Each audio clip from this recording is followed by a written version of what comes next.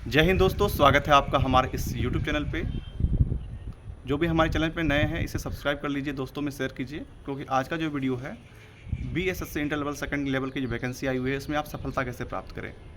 हमारे साथ सफल कैंडिडेट जो कि जॉब में रहते हुए इस एग्ज़ाम को क्रैक किए हुए हैं, उनसे जानते हैं कि इस एग्ज़ाम में टाइम मैनेजमेंट कैसे होना चाहिए। क्योंकि बहुत सारे ऐसे लड़के हैं जो अभी रेलवे में ज्वाइन किए हुए हैं और आउट ऑफ स्टेट है, मतलब किन्हीं का जो है बैंगलोर में पोस्टिंग है, किन्हीं का सिकंदराबाद, किन्हीं का हुबली, बैंगलोर, दिल्ली, मुंबई।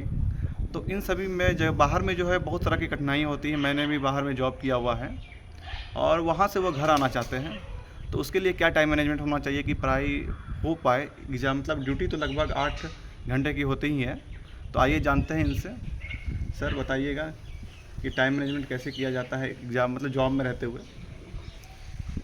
धन्यवाद यशवंत जी। और आपके चैनल पे जितने भी यूट्यूबर आपके फॉलोवर हैं और जो भी देख रहे हैं इनको, उन सबों का आपके चैनल पे हमारे ज़रिए बहुत बहुत धन्यवाद और स्वागत है। इसमें सबसे पहले आपको ये देखना है कि इसका सिलेबस क्या है और पिछला आप बैक क्वेश्चन देखिए कि क्वेश्चन में क्या पूछा जाता है। उसमें उसके तहत ही आप अपना स्ट्रेटेजी बनाइए, जिसमें हमारे ख़्याल से आपका 3 पोर्शन मैथ, साइंस और ये रीजनिंग, 3 पोर्शन एकदम ठोस है, ज़्यादा वास्ट भी नहीं है और उससे क्वेश्चन लिमिटेड रहता है, कॉन्सेप्चुअल रहता है और उसमें आप विदाउट नेगेटिव मार्किंग आप नंबर उठा सकते हैं। अब रह गई बात, इसमें इन तीनों पोर्शन से लगभग 100 क्वेश्चन आते हैं। इसके अलावा 50 क्वेश्चन का सिलेबस इतना वास्ट है कि कवर करना कम टाइम में मुश्किल होता है, लेकिन फिर भी उसको इग्नोर करते हुए नहीं चलना, उसको लेते हुए चलना है। अब रह गई बात कि इसको करना कैसे है। तो सबसे पहले रीजनिंग के लिए आप जो भी सेट प्रैक्टिस कीजिएगा क्वेश्चन बैंक से ही कीजिएगा। पीछे एसएससी हो गया, सीजीएल, एलडीसी, एमटीएस जो भी हो, एनीवे क्वेश्चन बैंक ही से प्रैक्टिस कीजिए। सब्जेक्ट वाइज भी आता है, मिसलेनियस भी आता है, इन सब से आप प्रैक्टिस सेट लगाइए। उसके बाद फिर आप इसमें करंट अफेयर भी है तो उसमें एग्ज़ाम अनाउंस हो जाए या फिर आप उसको अपने हिसाब से उसको रूटीन में सेट कर लीजिएगा। जीएस के लिए आप जैसे उसमें बहुत सारा भास्ट हो जाएगा तो उसमें कॉमन देखिएगा, जिसमें मेडिवल हिस्ट्री जो कॉमन होता है, पॉलिटी में भी आ जाता है, हिस्ट्री में भी आ जाता है, उसको थोड़ा फोकस कर लीजिए।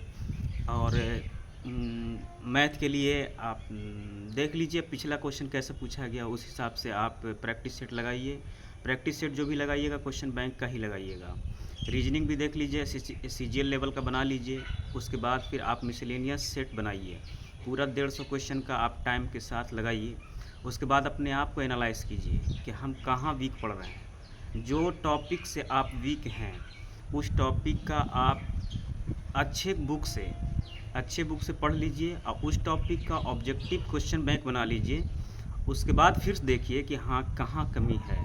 इस तरह से पढ़ते पढ़ते ना आपको एक इंटरेस्ट जाग जाएगा पढ़ने का कि हम इतना इंटरेस्ट से पढ़े हैं, ये चीज़ क्यों छूट गया था।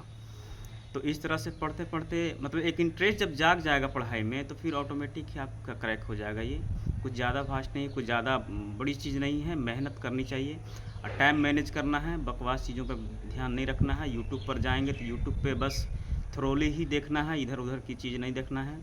या ज़्यादातर आप अपने ऑफलाइन ही पढ़ाई कीजिए, ऑनलाइन पढ़ाई से ज़्यादा डिस्ट्रैक्ट होता है माइंड। व्हाट्सअप मैसेजेस वगैरह आते रहते हैं जिससे आपको माइंड डिस्ट्रैक्ट होगा और आप पढ़ाई से थोड़ा सा माइंड हट ही जाता है। इसलिए आप ऑफलाइन ही पढ़ाई ज़्यादा कीजिए, आप प्रैक्टिस सेट लगाइए। आप अब तो आपको सब्जेक्ट वाइज पढ़ने का टाइम है नहीं, क्योंकि शायद बहुत जल्दी एग्ज़ाम ले लेगा ये। तो आप डायरेक्ट आप प्रैक्टिस सेट कीजिए। जो टॉपिक पे आप वीक पढ़ रहे हैं उस टॉपिक का आप थ्रोली या सब्जेक्टिव वाइज पढ़ लीजिए। हाँ, एक बात ये भी कहें कि ऑब्जेक्टिव पे कभी फोकस मत कीजिएगा।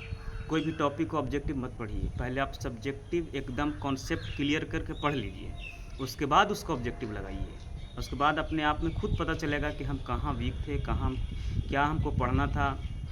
क्वेश्चन बैंक पढ़ने से आपको ये होता है कि उसको आपको पढ़ने का तरीका पता चल जाता है कि क्वेश्चन पूछता कैसे है और हम पढ़ते कैसे हैं। तो क्वेश्चन पढ़ते पढ़ते आपको ध्यान आ जाएगा कि हमको इस तरह से नहीं, क्वेश्चन सेट करने वाला इस तरह से पूछता है, तो आप उस तरह से ही पढ़ाई कीजिएगा।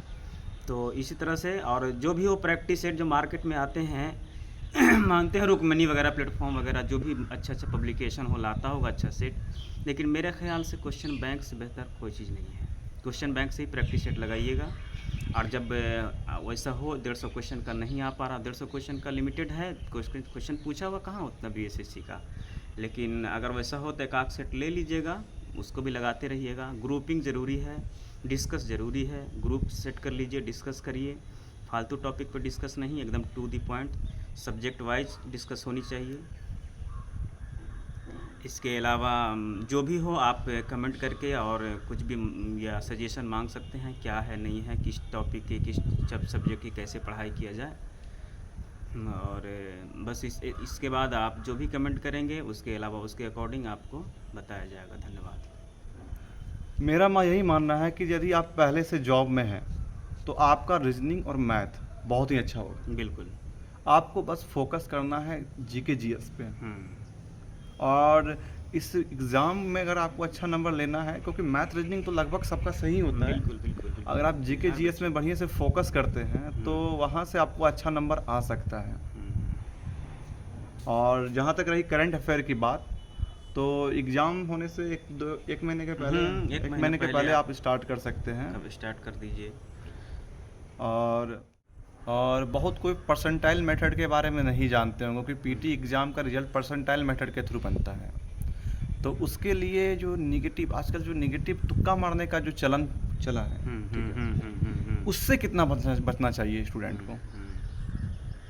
क्या सर आपने भी तुक्का मारा था क्या? नहीं, तुक्का नहीं, तुक्का देखिए वो पढ़ने से ना, पढ़ते पढ़ते आपको अपना ही अंदाज़ा हो जाएगा। कुछ क्वेश्चन का डाउट होता है तो उसमें पढ़ने वाले से ही तुक्का सही लगता है, ये बात बगैर पढ़े तुक्का सही नहीं लगेगा, वो नेगेटिव ही देगा।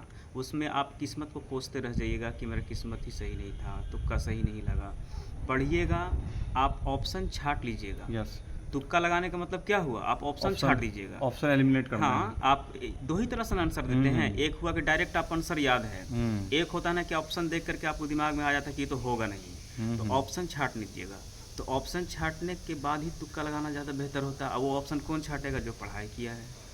तो इसीलिए तुक्का भी पढ़ने वाले से ही सही लगेगा। मेहनत कीजिए, पढ़ाई कीजिए, बगैर सोचे समझे किसी क्वेश्चन का अटैम्प्ट मत लीजिए। जब कुछ ही नहीं आ रहा हो, उसके बगैर उसके बारे में कुछ जान ही ना रहे हो, तो उसका अटैम्प्ट लेना बेवकूफ़ी है। और आप ये मत सोच लीजिए कि हाँ हम अटैम्प्ट ले लेंगे, शायद सही हो जाए, शायद, तो वो शायद बगैर पढ़े और बगैर समझे उस क्वेश्चन का शायद नहीं होता है। इसलिए आप क्वेश्चन के बारे में कुछ जान रहे हो, उसके ऑप्शन के बारे में कुछ जान रहे हो, तभी उस क्वेश्चन को अटैम्प्ट लीजिए।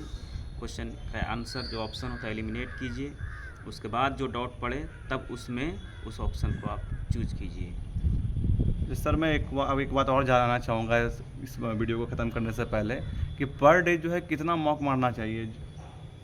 मॉक टेस्ट, हाँ, मॉक टेस्ट जो होते हैं या प्रैक्टिस सेट जो होते हैं, वो कितना एक दिन में लगा देना चाहिए स्टूडेंट को? एक दिन में मॉक टेस्ट आपके टाइम के ऊपर है। अगर आप ऑलरेडी जॉब में हैं तो आपके पास टाइम तो कम ही बचता होगा, तो आपके टाइम के ऊपर है। मॉक टेस्ट लगा देने से नहीं होता, उसमें मॉक टेस्ट के बाद उसका सॉल्यूशन बहुत ज़रूरी है, एनालाइज। तो आप पता कैसे करेंगे कि हाँ हमारी कमी कहाँ है? तो आप मॉक टेस्ट लगाएं, उसमें सॉल्यूशन ढूंढें, सॉल्यूशन करते करते ही आपका टाइम ख़त्म हो जाएगा उसमें। तो आप अपने हिसाब से, आप अपने टाइम के अकॉर्डिंग ही मॉक टेस्ट लगाइए। अगर आपके पास उसी में सब बीत जा रहा है और आपका टॉपिक भी पूरी तरह से क्लियर नहीं है, तो आप देख लीजिए, आप एक दिन अल्टरनेट करके लगाइए, एक दिन मॉक टेस्ट लगाइए, उसका सोल्यूशन कर लीजिए, फिर अगला दिन आप टॉपिक क्लियर करिए, थोरोली पढ़ के सब्जेक्टिव वाइज पढ़ करके उसका ऑब्जेक्टिव लगा के क्लियर कीजिए। और अगर किसी के पास कोई जो जॉब में नहीं होंगे तो उसके लिए तो खैर डेली मॉक टेस्ट ज़रूरी है, टॉपिक क्लियर करना भी ज़रूरी है। टॉपिक क्लियर पूरा होना ही चाहिए हर हाल में। ये मत सोच लीजिएगा मेरा साइंस नहीं है तो भी हम लगा रहे हैं, मेरा मैथ नहीं है तो भी हम टेस्ट सीरीज लगा रहे हैं, तो फ़ायदा कम करेगा, बहुत कम करेगा। आप जब तक कि चारों पोर्शन सही से, 4 पोर्शन में 3 पोर्शन तो बिल्कुल सही से कर लेना है, मैथ, साइंस, रीजनिंग, और बाकी है जीके जीएस तो जनरली पढ़ते ही रहता है लोग, जो जनरल कंपटीशन में आता है तो पढ़ना ही पढ़ना है, तो इसका भी लगाते रहना है, तभी कीजिएगा मॉक टेस्ट। इसके अलावा अगर नहीं है, कोई पोर्शन आपका सही नहीं है, एक मतलब 4 में से एक भी सही नहीं है, तो आप मत लगाइए मॉक टेस्ट, पहले उसको क्लियर कीजिए, जितना जल्दी क्लियर कर लीजिए, उसके बाद मॉक टेस्ट में लग जाइए। क्योंकि ये वीडियो दोस्तों इसलिए इम्पोर्टेंट हो जाता है कि जॉब करने वाले तो तैयारी कर ही रहे हैं, जो बिना जॉब किए जो अभी तैयारी कर रहे हैं उनके लिए ये वीडियो बहुत ज़्यादा इम्पोर्टेंट है। जो मैं अभी आपको बात बताने जा रहा हूँ कि BSSC जो 2014 की जो बहाली थे जिसके थ्रू हम लोग आए हुए हैं, उसमें 70% ऐसे लड़के थे जो कि पहले से जॉब में थे, ऑलरेडी जॉब में थे। और उन्होंने जो है उन सभी को चाप दिया जो कि जिनको कि ज़्यादा टाइम मिल रहा था पढ़ाई करने के लिए।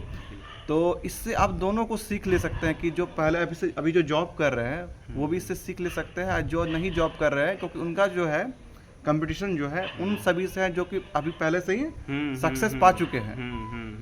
बिल्कुल, उनको खोने के लिए कुछ नहीं है। उनको खोने के लिए कुछ नहीं है, मगर आपको खोने के लिए बहुत कुछ है।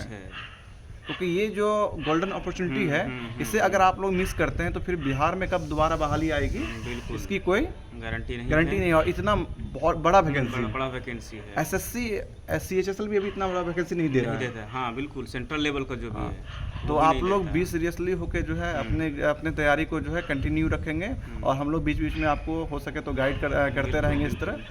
तो दोस्तों वीडियो में बने रहने के लिए धन्यवाद। मिलते हैं न्यू अपडेट के साथ, तब तक के लिए जय हिंद, जय भारत।